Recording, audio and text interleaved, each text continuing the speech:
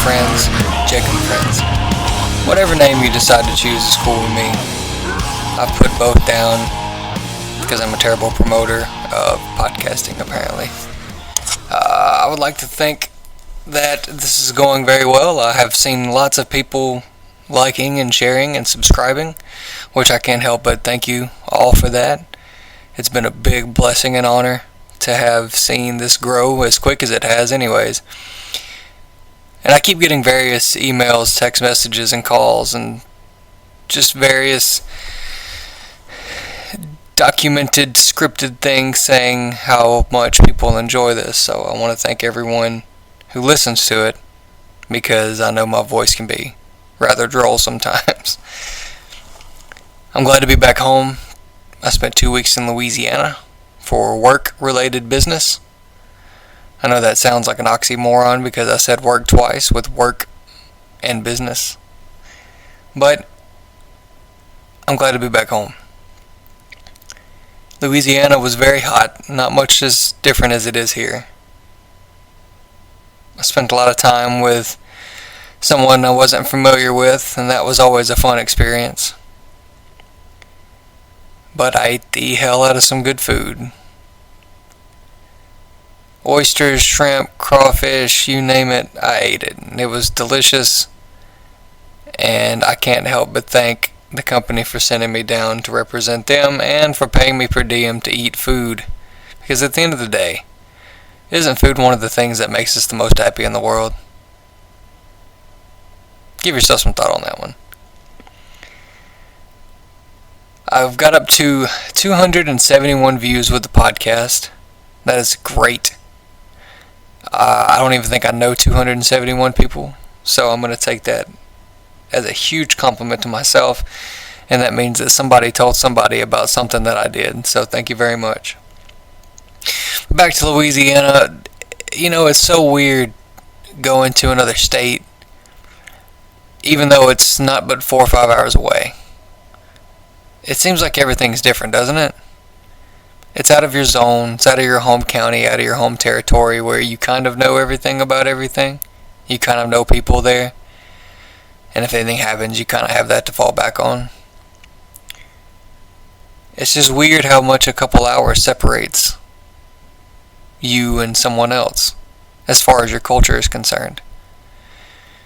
In Mississippi, especially where I'm from, everyone knows everybody for the most part.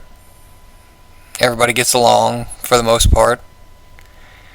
If anything happens, everybody bands together, whether it be religious influence or family disputes.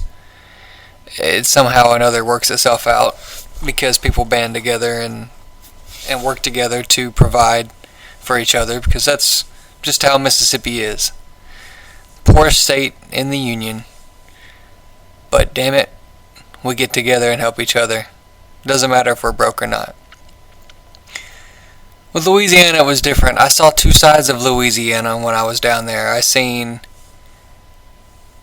the proper happy money side of Louisiana, which is where we stayed for the most part. And then I seen actual Louisiana with the culture of people and how people are and the mentality of things. In Mississippi it rains, and you think, oh, well, heck, it's raining.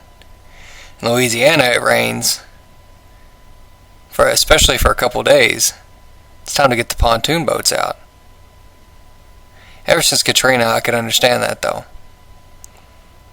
It's not a very good place to be whenever a natural disaster has happened in the past 20 years, and people are still old enough to remember and recover from. But as far as the people go, they're great. They were nice, they were cordial, civil. The language was a bit off. I'm not familiar with some of the particular language selection that they chose to use, as opposed to some of the Creole and Cajun people. It was very hard for me to understand and pick up. I'm used to being down here. Well, we're going to talk about buck deer hunting and fishing. And over there, I'm not even going to try to sound Creole, but you can imagine it was a very interesting time. Especially when my main function of the job that I went down there to train for is based solely off of communication as opposed to physical labor. But like I said, they're very nice people. It was a very good experience, and I was very glad to have gone down there. And upon being back, I am happy to say that I have accepted a promotion for the job that I am at, and will be moving a couple hours away. I still plan on doing the podcast and everything with it, so don't freak out for the people that actually look forward to hearing my voice. But the job was too good to turn down, and it was a step in the right direction for me to provide for myself and my family, and to also move forward in my career and my future. And it was a big relief for me. I was happy to breathe huge and say thank you, because this is something that I had worked very hard for.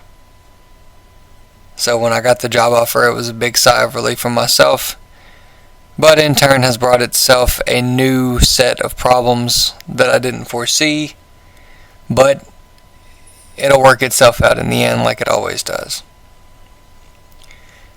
It's just good to see when your motivations pay off, doesn't it?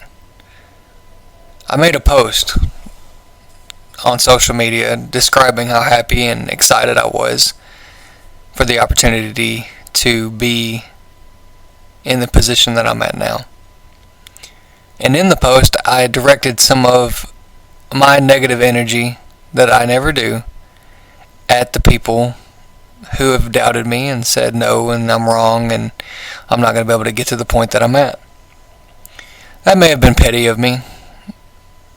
And I take that back. It was petty of me. But when you have someone sitting in your ear, just imagine for a second, someone sitting right by you, and you really want to do something, within the laws of reason, of course, and you really want to do it, and all you hear is, oh, well, you're not good enough to do that, or we don't think you're going to be able to do that, or you don't have the resources or time management or mental capacity or physical faculties or whatever you want to say to do something that you want to do. Everyone's been there. Just think about how upset that makes you. And think about the satisfaction you feel whenever you've accomplished your goal. Everyone's accomplished a goal, whether it's I'm going to get up in the morning and go eat a fried bologna sandwich, or I'm going to go jump off the mountain. Either way, you're going to end up finishing it if it's something you really want to do. And that's something that people don't understand with life, is that you can do whatever you want to, with the right motivation, of course. That's just a big problem. And like I said in the last one, is that people aren't motivated. People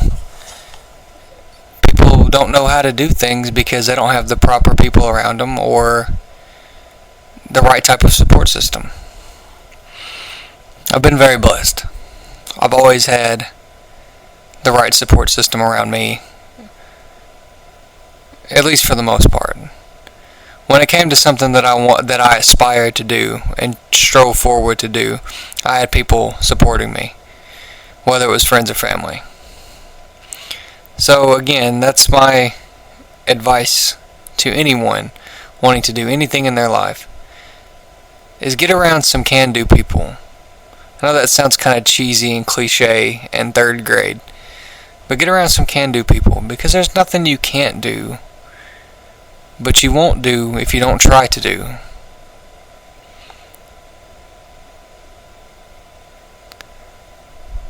And that folds into relationships as well.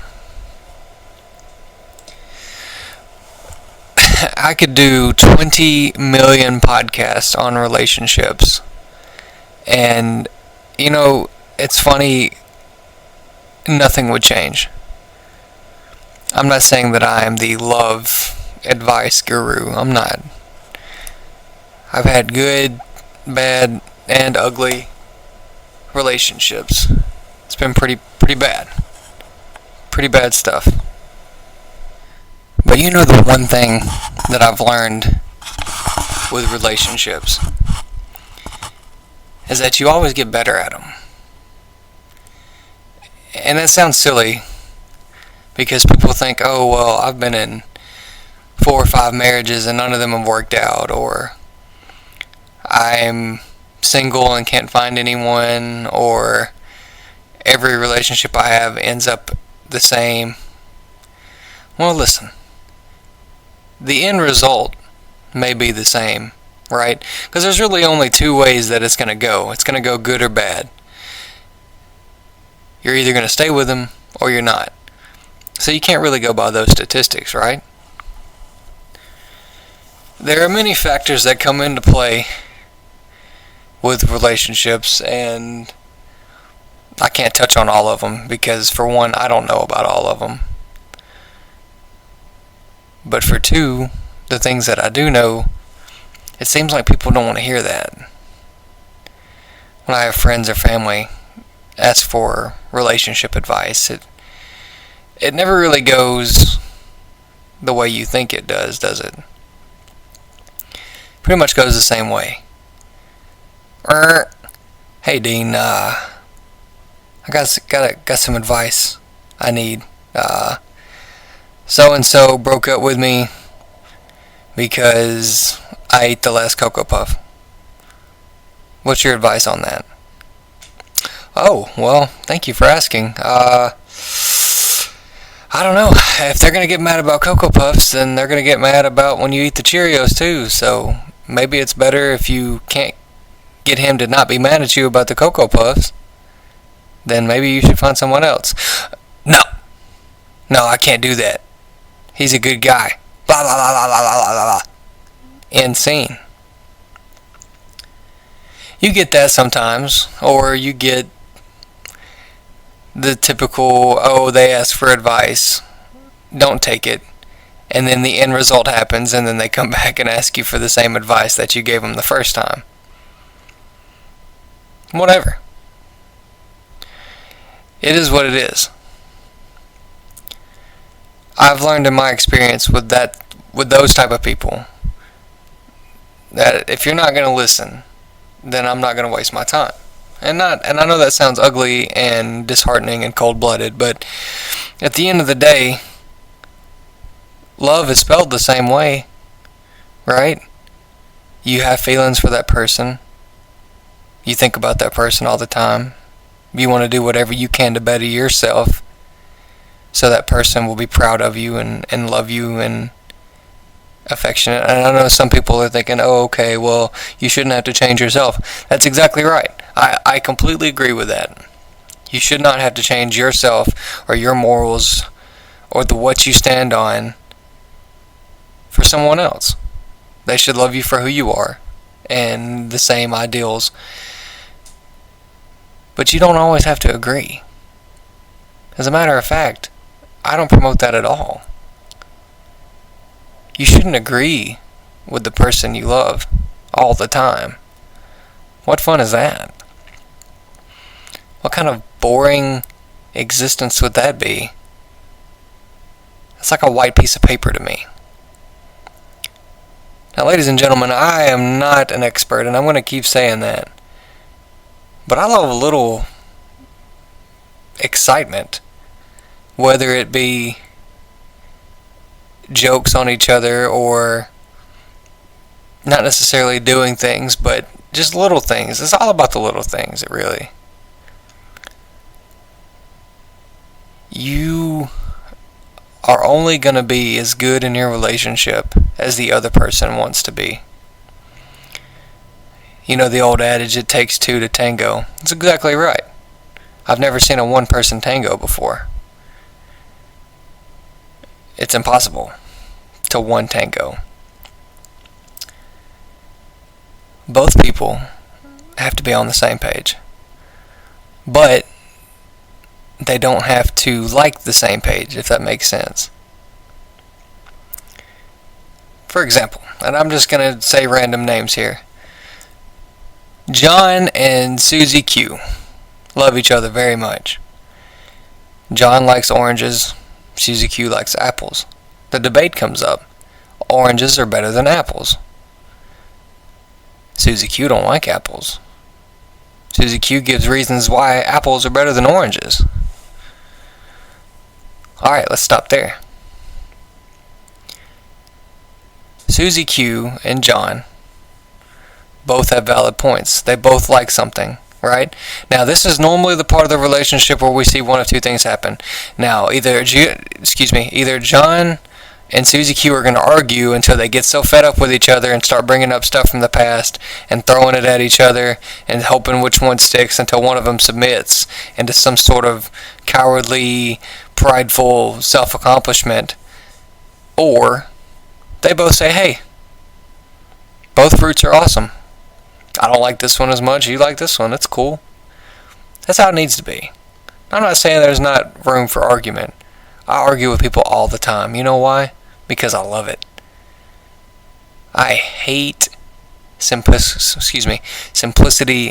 and complacentness. I like people who argue with me. And not to the extent of it gets childish and immature. I just like to know that there's somebody out there that has different ideals and beliefs than I do. Because the world is a lot more fun that way. And I'm all about some fun. But getting back to the relationship. Some people can't handle that. Some people can't handle not having the right way or not being right in a certain sense. And it's funny because they did a study, and I'll never forget it. They did a study on what drives men and women. Men are driven by three things, and these are the three things that got voted on: pride, sex, and power. I'll attest to that. I'm very proud. And when it comes to saying I'm sorry or admitting I'm wrong, I can't do it. I have a hard time doing it. I'm not going to say I can't. It's just very hard for me mentally and physically to do so. Sex, sorry. Ladies and gentlemen, that is something that we all understand at this point, is that men like it. Sorry. And power, I use the term power in a sense of not so much having the world in your hands, but at least thinking that you do. You think about it. And I'm myself included. All the men like to be in control. It's a fact. Everyone knows it. It's something that's gone on for a very long time. And not just having power over one thing, but having power over all things and being in control of everything in their life and all the factors in it. Now switching over to women. And this isn't me, ladies. If you're listening, calm down. I didn't choose the survey. Okay? It says that women are also driven by power, and they are also driven by spitefulness, and this one's funny, dramatic encounters, or quote-unquote drama. Now, I'm not going to talk on this one too much because I don't want a flock of women commenting and saying that I'm wrong. I get it. Men are always wrong. I understand that. However, I will say, in my experience in being around some of the women in my life, the drama thing, that's debatable. But it is funny how women can be in the middle of some drama, right? Could be a coincidence, it may not be. Could be caused by men, could be not be. But it is funny how that works out sometimes, right? Power, yes. Women, especially since the 1920s, have always driven to be the commanding factor in life. And by some accounts, I completely agree that women should be.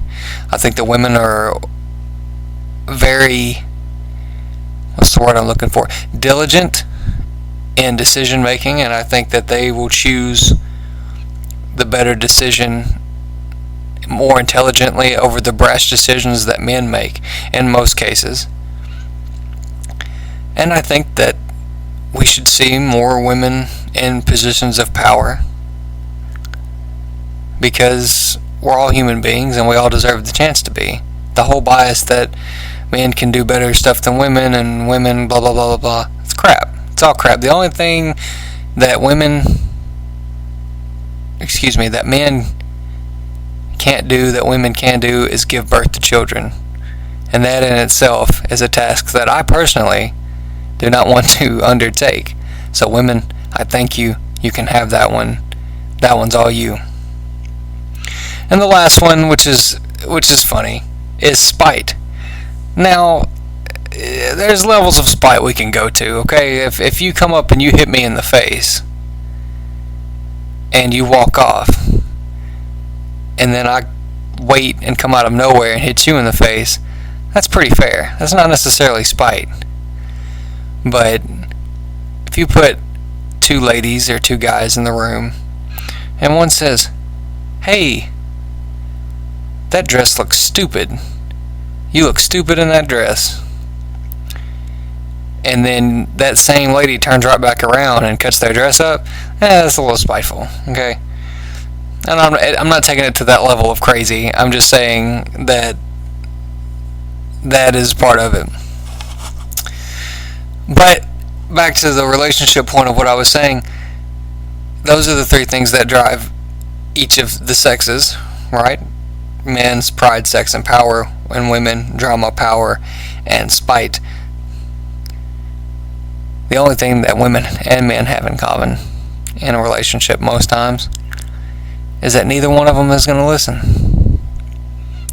And I know what you're thinking. Oh, my boyfriend listens, or oh, my girlfriend listens. That may be. But it's going to be in their like interest as well too, right? Because what happens when you don't listen, right? There's an argument, there's drama. We don't want that. As creatures, we don't want to get into troublesome situations unless it's somehow beneficial. We're not going to run into a fire, right? Whether it's saving a life or just being foolish, you're probably going to run in a fire to save a life, hopefully. But all these things come down to relationships, and there's three things that I've always said that you need to have, and I will break all those three things down for you. You got to have trust, love, and communication. So let's break down trust. I don't mean, hey, I'm going to stalk you when you go to work because I don't trust you. Yeah, that's a little extreme, and it kind of falls into what I'm saying.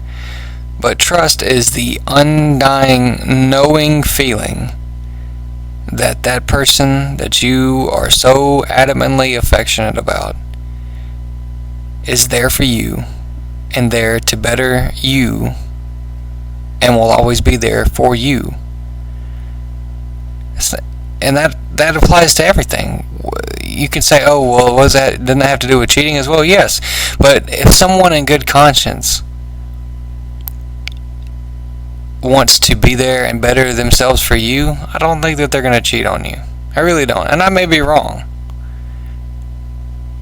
But we're talking about someone who wakes up and looks at you and thinks the world of you and wants nothing more than to be everything that you want them to be, and to be successful and happy and be the sun and the moon and the stars and everything that you want to be. And when you look at another man or another woman, all you see is your person. You look away because you don't even think about it. That falls in with trust. Is that the trust of knowing that that person is there for you and will be there for you through thick and thin. For no one else but you. The next one we'll break down is some communication. Now this one seems to be 60% of the time the deciding factor in most relationships. To be able to have a good relationship, ladies and gentlemen, you have to communicate with these people, right? You need to communicate with your significant other. Because 60% of arguments, we'll up that number, 70% of arguments are caused by miscommunication. Oh, you said this. Oh, you said this. One storms off, the other storms the other way. They don't talk. They hold their breath for 3 days and get mad and start thinking about their life and everything else that you never thought of. Stuff that happened years ago. You got to talk to each other. I've had friends say, oh, well, when me and my significant other get into it, we shower together. That's cool. I'm cool with that.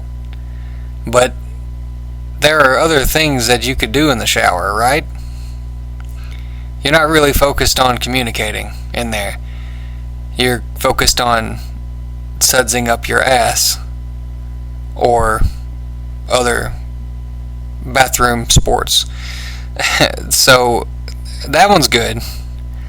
And then I've always heard well, we don't go to bed angry. I agree with that. You shouldn't. You should talk about stuff. But even still, that's not foolproof, right? If I come home and I'm angry and I'm really tired, and my significant other comes home and she is also very tired, we could fall asleep before we talk about anything and wake up with nothing accomplished. I feel like in a mature relationship that while the argument happens, you need to try to work it out within the hour to get it really out of the way. Not give the doubt time to creep in, or the thoughts of old problems and conflicts that have been forgot come back up, because it's just going to add fuel to the fire and it could get out of hand. I'm not saying it's going to be, oh, we argued, I got to get a divorce. It's not what I'm saying. But it always doesn't work out the way that you want it to, doesn't it? You know, one person tries to make up and tries to talk to about it, and then at that point it's too late. The other person's mind's made up. They can't do this anymore. I've been there. It's not a fun situation to be in. To know that it's all over because of something that could have been easily avoided if you had just communicated with each other. So my advice, please, talk to each other. Get it all out of the way in a healthy sort of way. Don't beat the holy hell out of each other. And just talk it out. The last thing is love. And we could do 80 other podcasts next to this one about love. But I'm talking about unconditional love. The love of another person more than yourself. Enough to, as Bruno Mars would say, catch a grenade for ya. That's the real kicker. Because people think that they're in love. I've been there myself. I've thought that I've been in love with people. And it turns out it may have just seemed like it at the time. A series of hormonal emotions that you feel at one point, and then everything goes good and everything is great, and you don't want that feeling to go away. But it wasn't until later that I realized that that wasn't what that was. That was just comfort. That was a comfort zone. That was me being happy and everything just being fine. Love is seeing the person next to you for what they are and for who they are, down to their core essence, to all their flaws, all their problems, all their issues, all their garbage, all their baggage, all their skeletons that they have, and accepting it and embracing it and never wanting it to go away and always wanting it to be there and never accepting anything other than that. Because once you have that, ladies and gentlemen, that's love. When you can look at someone and you say, I want that person regardless of all the crap, all the garbage. And I still love them, and I still want to be there for them, and I want to be the best that I can for them. That's love. And you never want to stop being the best, and you only want to get better, and you want to work on everything, and work on them, and help them get to where they want to be in life, and make them happy. It's a mutual thing. You can't do it by yourself. You can't do it with another person. It's all about two. It takes two to tango. I hope everyone listens to this and says, hey, Jake's just talking, but he kind of makes sense, right? You know, we kind of get into it a little bit, and I can sit here and get emotional about it, but I really hope everyone finds love. The old adage is better to have loved than lost. It's better to have love or lost and blah blah blah blah blah. I messed that whole thing up, but you get what I'm saying? I feel bad for people that never find that love in their life. I believe there's somebody out there for everyone. And I believe even if you do find them, you still have to work at it, right?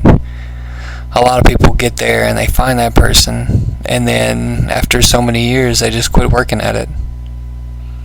And that's no good, right? You don't want a stale marriage, stale relationships. You want it to be as happy as it was from day one. And I think you should. I think you should work to make it as good as day one was. And for some of those, like myself, who didn't have a good day one, well then like day 13, or you choose whatever day you want. But the point is that you want it to be as good. You want it to be as good as you felt when you first felt it. When you first knew you was in love. And you never want it to stop. But that's all for me. I've kept you for going on 35 minutes. I thank you for listening. Next time I'll have a guest with somebody. I'm glad to be back. I'll be moving, so I don't know when the next one will be, but I promise you I will get back on and do another one. Please like, share, subscribe, and comment on what you would like to hear next time. And please, please, please, please, please, please, give me that feedback. I love it. I love hearing it, good or bad. It's good to know that somebody's listening and that I'm not just sitting in a room talking into a microphone. Thank you very much. God bless.